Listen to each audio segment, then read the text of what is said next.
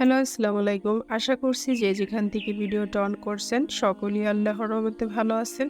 আজ আমি একটা খাজা রেসিপি তৈরি করে দেখাবো। এটা কিন্তু খেতে খুবই মজার হয়ে থাকে আর অনেক ক্রিসপি হয়। এটা আপনি ১০ থেকে ১৫ দিন রেখে খেতে পারবেন অনায়াসে। কোনো রকম তেলের গন্ধ হবে না। তো এরকম শুকনো অবস্থায় রাখতে পারবেন। ভাজার পরে রেখে আপনি যেকোনো টাইমে শিরা দিয়ে খেতে পারেন। তবে শিরা দিয়ে রাখলে আপনি সপ্তাহখানেক খাবেন আর শিরা ছাড়া রাখলে ১০ থেকে ১৫ দিন খেতে পারবেন। কোনো সমস্যা নাই। যেকোনো টাইমে শিরা বানিয়ে খেতে পারেন। শিরায় ভিজিয়ে নিলেই খাওয়া যাবে। এখন আমরা রেসিপিটা শুরু করছি। এখানে আমি দিয়ে দিচ্ছি ২ কাপ ময়দা। ময়দার জায়গায় কিন্তু আটা নেওয়া যাবে না, ময়দাই দিতে হবে। এখানে ১/২ চা চামচ লবণ দিলাম আর ৩ টেবিল চামচ রান্নার তেল। হাত দিয়ে একটু ভালো করে ডলে ডলে মেখে নিচ্ছি ময়দাটাকে।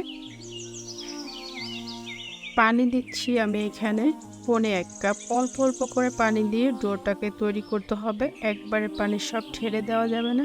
ঠিক এরকম একটা ডো তৈরি করে আমি ১৫ মিনিটের জন্য ঢেকে রেখে দিচ্ছি। এখানে আমি ১.৫ কাপ চিনি নিয়েছি আর দিচ্ছি ১.৫ কাপ পানি। এখানে আমি একতারের একটা শিরা তৈরি করব।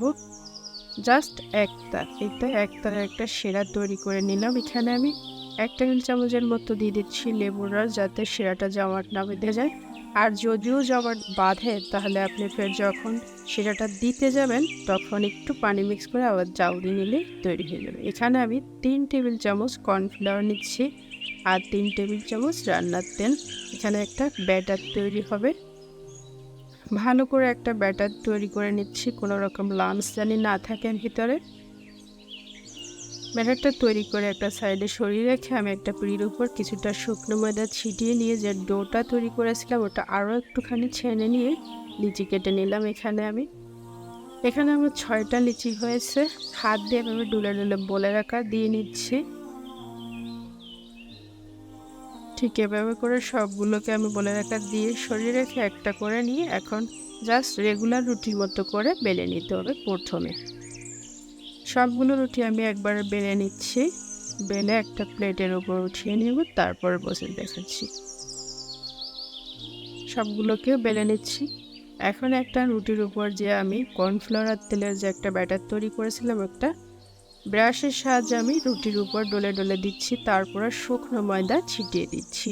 অবশ্যই শুকনো ময়দা ছিটিয়ে দিতে হবে। চাইলে কর্নফ্লাওয়ার দিতে পারেন, তবে কর্নফ্লাওয়ার কিন্তু অতিরিক্ত ক্রিস্পি হয়ে যাবে, ময়দা দিলে বেশি ভালো হবে। এখন একটার উপর একটা রুটি দিয়ে ঠিক একই প্রসেসে কর্নফ্লাওয়ারের তেলটা এভাবে ডলে ডলে দিয়ে আবার ময়দা ছিটিয়ে দিয়ে সবগুলো রুটি একই রকম করে দিলাম। দেওয়ার পর এই তো লাস্টের রুটিটাতে আমি পাশে একটুখানি ফাঁকা রেখেছি, ওখানে কিন্তু তেলও দিই নি আর ময়দাও দিই নি, ওখানে কিন্তু একটু পানি দিয়ে নিব। এই যে মুড়ে নিলাম। এখন খালি জায়গাটায় একটু পানি দিয়ে দিচ্ছি যাতে এখানে লেগে থাকে, ভালো করে ছুটে না যায় তার কারণে। এখন আবারও পেঁচিয়ে নিচ্ছি। পেঁচিয়ে নিয়ে একটু ডলে নিতে হবে। আর সাইড থেকে আমি এই যে ছুরি দিয়ে কেটে নিচ্ছি, কেটে নিয়ে এটাকে সরে রাখছি।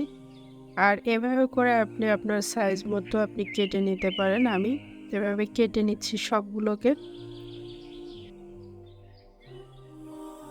কেটে নিয়ে এখন আমি এই যে একটা হাতের উপর রেখে আর একটা হাত দিয়ে চাপ দিয়ে একটা লিচি তৈরি করে নিলাম।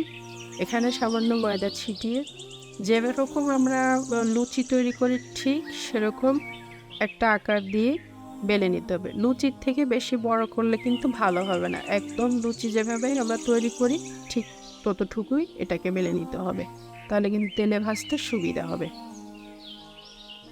এইটা একটা আমি বেলে নিলাম। সবগুলোকে আমি বেলে নিচ্ছি একই রকম করে। সবগুলো আমি বেলে নিয়েছি। এখন তেলে ভাজতে নিয়ে আসছি। তেল গরম করে কিছুটা গরম হওয়ার পর তেল হালকা গরম করতে হবে, তারপরে ছেড়ে দিচ্ছি। আর এটাকে ব্রাউন করে ভেজে নিতে হবে। উল্টে পাল্টে খুব সুন্দর করে ব্রাউন একটা কালার চলে আসলে নামিয়ে নিতে হবে। ঠিক এরকম একটা কালার আসলেই নামিয়ে নিতে হবে। আমি এখন তুলে নিচ্ছি সবগুলোকে ভেজে নিয়ে। তেলটাকে ঝরিয়ে নিতে হবে ভালো করে। এখন যে শিরাটা তৈরি করেছিলাম ওই শিরাটা কিন্তু হালকা ঠান্ডা হয়েছে, ওখানেই আমি এখন এই তো শিরাতে চুবিয়ে চুবিয়ে নিচ্ছি। তবে অতিরিক্ত গরম শিরায় দিলে কিন্তু এটা নরম হয়ে যাবে। তৈরি হয়ে গেল আমার খাজা রেসিপি। যদি একটু ভালো লেগে থাকে তাহলে একটু শেয়ার করে দিবেন আর একটু লাইক দিয়ে দিবেন। আল্লাহ হাফেজ।